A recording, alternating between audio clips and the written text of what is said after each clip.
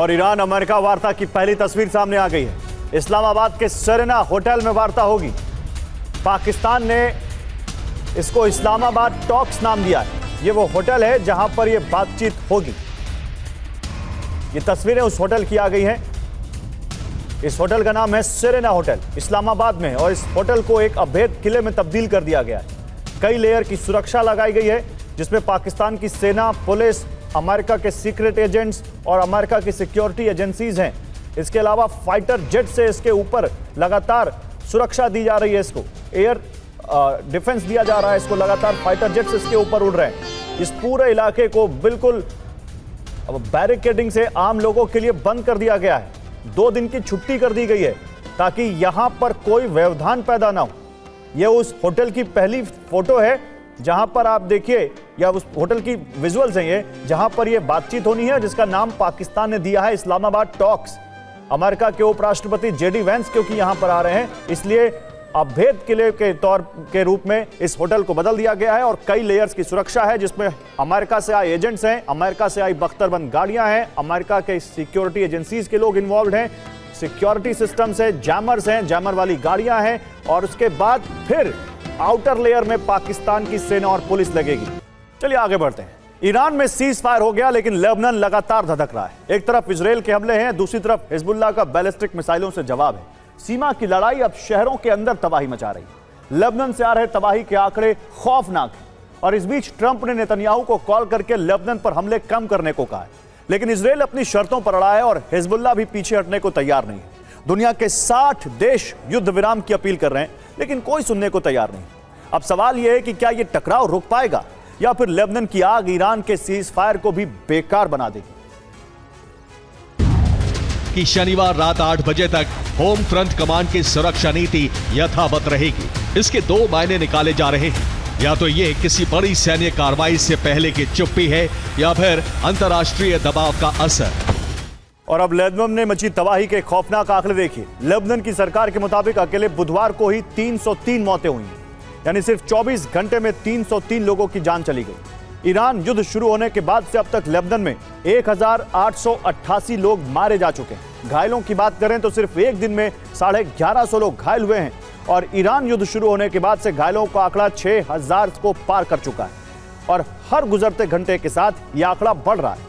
10 लाख से ज्यादा लोग अपना घर छोड़ने पर मजबूर हो चुके हैं, यानी गाजा के बाद लेबनान भी एक बड़ा मानवीय संकट बन चुका है और इजराइल के दावों के मुताबिक लेबनान में 100 से ज्यादा टारगेट हिट किए गए।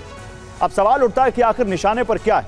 इजराइल कह रहा है कि उसके टारगेट साफ है, मिलिट्री बेस, हिजबुल्लाह के कमांड सेंटर और लितानी नदी के आसपास के इलाके।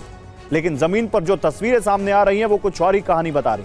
रिहायशी इलाकों में भी भारी नुकसान हुआ है, इमारतें गिरी हैं और आम लोग इसकी सबसे बड़ी कीमत चुका रहे। और देखिए एक बड़ी खबर आ रही है, कल पाकिस्तान में होने वाली वार्ता पर सस्पेंस बरकरार हो गया है। सस्पेंस बढ़ गया, बल्कि वेंस के पाकिस्तान रवाना होने के बाद संशय बढ़ा है। ईरान ने वार्ता पर फिर कड़ा रुख अपनाया है।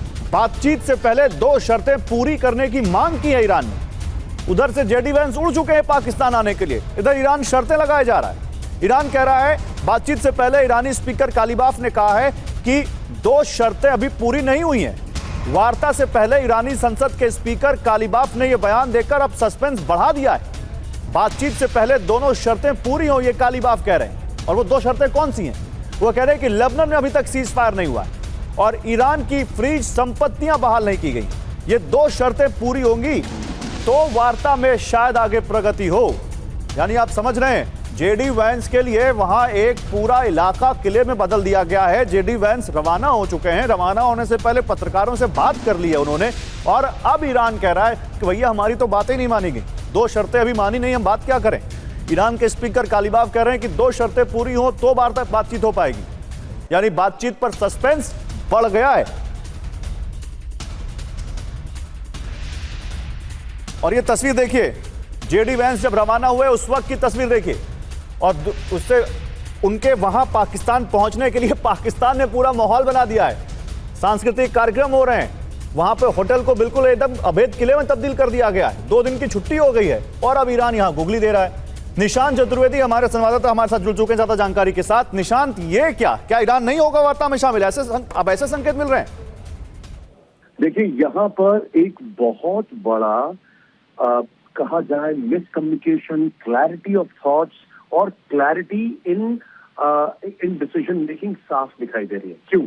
ईरान ने कहा है कि हमारी 2 कंडीशंस फुलफिल नहीं हुई, नंबर 1। नंबर 2, ईरान के अंदर जो अलग अलग कमांडर्स हैं वो इस बात से बिल्कुल खुश नहीं है कि इस तरीके से ईरान तैयार हो रहा है, बावजूद इसके कि लेबनान पे हमला चल रहा है, बावजूद इसके कि कल भी ईरान के अंदर कई जगह हमले की खबरें आई और वो एयर डिफेंस सिस्टम नहीं था।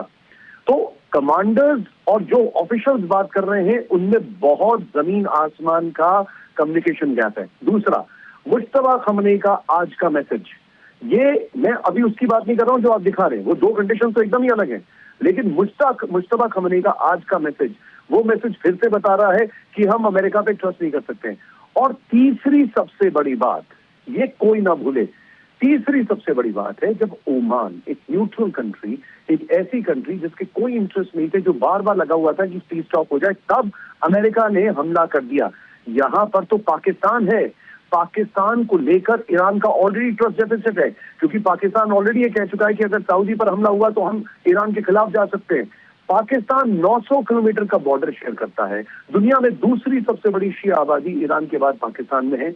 वो इसका माइलेज लेने की कोशिश कर रहा है, लेकिन ईरान के अंदर एक मत नहीं है। ईरान के अंदर बिल्कुल सही कह रहे हैं आप निशांत।